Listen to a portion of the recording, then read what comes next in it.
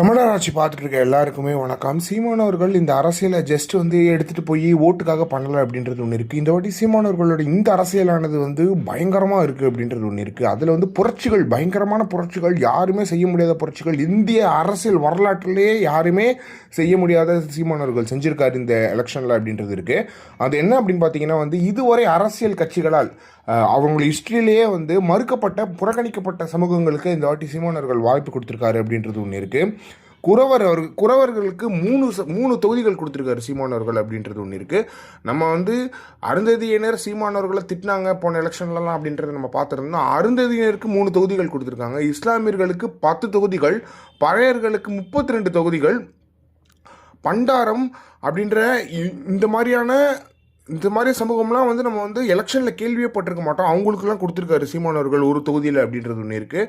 நாயக்கர், நாயுடு, படுகர், ரெட்டியார், சௌராஷ்டிரன்னு சொல்லிட்டு 5 இடத்துல வேற்றுமொழிக்காரங்களுக்கு சீமானவர்கள் வாய்ப்பு கொடுத்துருக்காரு. அதில் சௌராஷ்டிராவினருக்கு 2 தொகுதிகளும், ரெட்டியார் அவர்களுக்கு 2 தொகுதிகளும், படுகர் இன மக்களுக்கு 2 தொகுதிகளும், நாயக்கருக்கு 3, நாயுடுக்கு 1 தொகுதி அப்படின்னு சொல்லிட்டு சீமானவர்கள் இதில் வாய்ப்பு கொடுத்துருக்காரு அப்படின்றது ஒன்று இருக்குது.